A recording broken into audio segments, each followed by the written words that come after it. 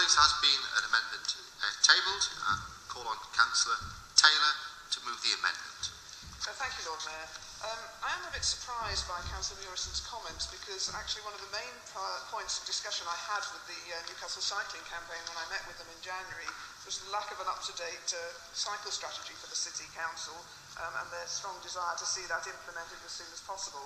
And I was actually thanked by the ex-Labour councillor Bill Dodds when that went through executive in April, and he was delighted that we at last had a draft strategy approved that they could look at and take forward.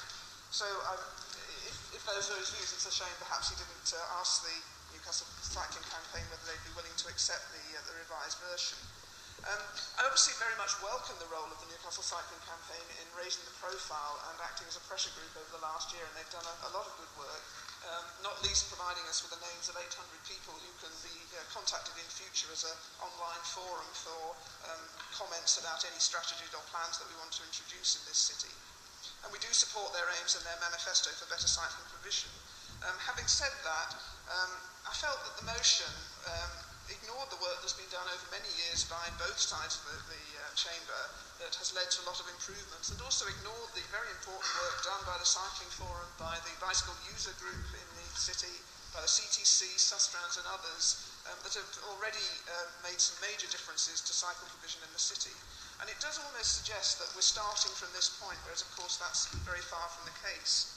And there's one or two things in the manifesto that have already been achieved. And to give one example, it would be rather difficult to have more 20-mile-an-hour zones when we're very close to the situation when every residential street in the city will have a 20-mile-an-hour limit. And there are other proposals that may be a little more difficult to implement, such as the review of the traffic lights in the city centre. And I think that's certainly great when we're introducing a new scheme, and I very much approve of that. But trying to retrofit that to old signals will be extremely expensive, and I think it's somewhere in the region of £2,000 per signal, and you would need at least two for every signal on each side of the street. So it is quite an expensive proposition, but certainly something for any new developments. In this city, funding has increased massively over the last 10 years. If we look back, we were spending £37,000 a year in 2001, 2002, and that rose to around £300,000 a year between 2002 and 2011, and is going up to a projected £636,000 this year in spite of the financial problems. So I think we have made massive progress, and we now have a dedicated cycling officer and have had a cycling champion, and the sort of things that have happened at the Hadrian Trail, the cycling website, the implementation of the strategic cycling network with the start of the Great North Cycleway and the routes from the Tyne Bridge to the city centre, and with a link to the quayside. There's a number of new toucan crossings that have gone in. We've got a study by W.S. Atkins looking at a nice, very impressive cycle route along Percy Street.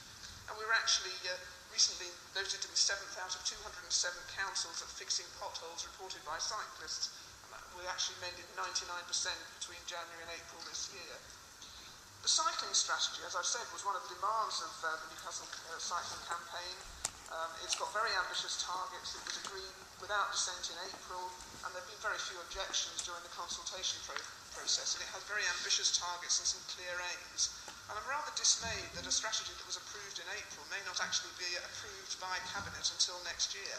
Of course, an action plan is important, but it really shouldn't delay the agreement of the new strategy, which gives a clear steerage about the Council's commitment to cycling, and I hope that will go through as soon as possible. I think in any case the action plan will depend year by year on new measures being brought forward, often by the cycling campaign themselves, and I do hope that Councillor Todd will reconsider and perhaps get the amended strategy through a little bit sooner. So yes, we're happy to support this motion. I would have preferred the Labour Group to support the amendment, but we will still be supporting this.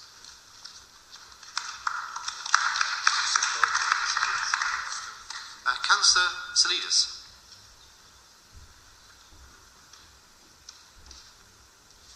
Thank you, Lord Mayor. I mean, I think, without wanting to keep people here too much longer, I think points made by Councillor Taylor are very salient. The previous administration did make some great strides in promoting cycling in the city and maintaining, indeed doubling funding for cycling in the transport allocation, despite huge cutbacks in other areas.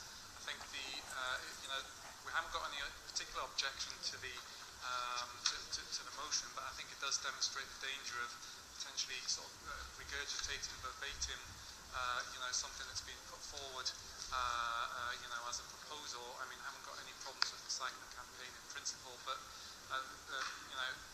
just putting down their manifesto as a council motion, I think, is a bit has missed some opportunities to highlight other things, as has been stated by Councillor Taylor, and to actually try and move things forward rather than, as I say, just highlighting the demands of a particular group when there are, a great deal of other actors and bodies in the cycling in the city.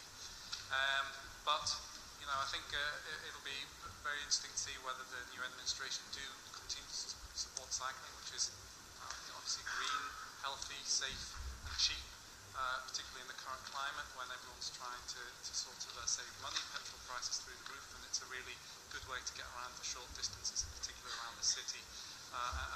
Obviously I was at the last cycling forum where Councillor Todd was there. I'm encouraged by the fact that he seems to be wanting to push this forward, but we really, things, we need to move on with things as quickly as possible, and we need to reflect a lot of the other things in the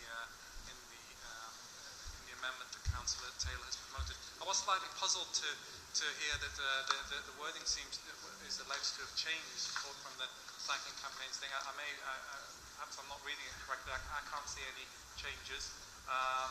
But be that as it may, I think we will be supporting the original motion, but we really want to see progress on this to be maintained and to be accelerated by the new administration. Thank you, Lord Mayor. Councillor Stone.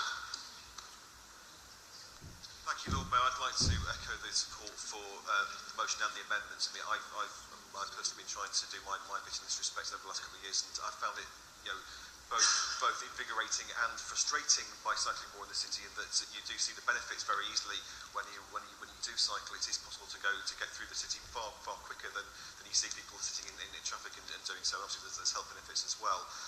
I'm slightly frustrated at this point in that my bike has gone walkabout after I was broken into, and I think they used it to make a swift getaway.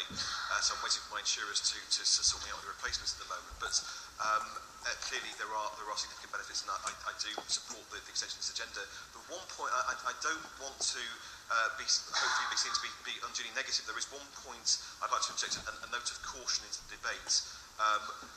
One of the things I haven't always seen eye to eye with the Newcastle Cycling Campaign on, and we have a slight difference of opinion on, and one thing that I get quite a lot of in my ward committee from residents who express concerns is about the issue of irresponsible cycling on pavements. I see it a lot in Shillingham Road and around that area. I see it an awful lot in the city centre where there's been some very close shaves and very near misses. I do understand the general principle that cyclists should be able to use shared spaces safely, and hopefully we can encourage people to do that in areas like Northumber Street and other places as appropriate. But I do also feel that cyclists, I mean the majority of course do, but there are a minority of cyclists who do ride rather dangerously and do cause risk and hazard to pedestrians, and I hope that responsible cycling can bear that in mind as well. Thank you.